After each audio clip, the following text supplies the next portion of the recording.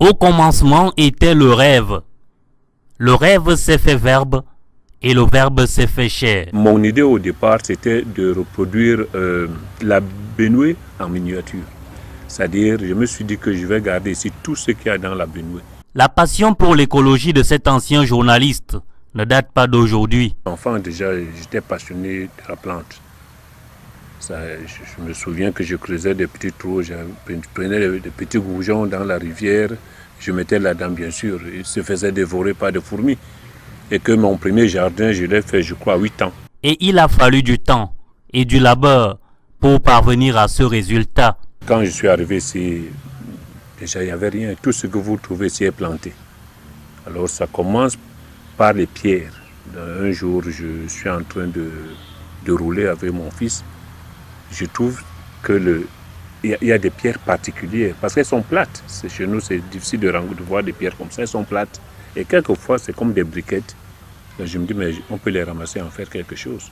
Puis j'ai tracé, et finalement, comme j'aime les plantes, je me suis mis à planter des arbres fruitiers, des herbes, tout ce que vous voyez là.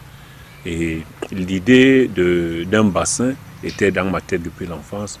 Ça de vivre à côté de l'eau avec des poissons. Dans sa concession, la forêt de Emmanuel Maillot offre une diversité assez remarquable. Le prince du jardin, c'est le mélina. Et il me passionne parce que c'est un arbre qui, en un an, vous donne l'ombrage. Donc, il y a beaucoup de mélina. Il y a des nimes, parce que les nimes soignent beaucoup de maladies. L'huile de nîmes soigne beaucoup de maladies. Les feuilles de nîmes. Et bon, il y a tous les autres arbres que vous voyez, mais il y a aussi les arbres fruitiers. Il y a les tilapias, il y a le capitaine, il y a les kurungu, les silures, sukamouda, ils appellent ça comme ça, je ne connais pas le nom en français. Et il y a surtout les tortues marines. Voilà. Et au-delà de cela, comme ça c'est la rivière, il y a aussi des tortues terrestres pour que la forêt soit complète. Mais la passion de Emmanuel Maillot ne s'arrête pas qu'à sa concession. Alors j'ai lancé une opération que j'ai appelée 2000 arbres dans la ville de Garoua. J'ai choisi des sites, le tribunal militaire.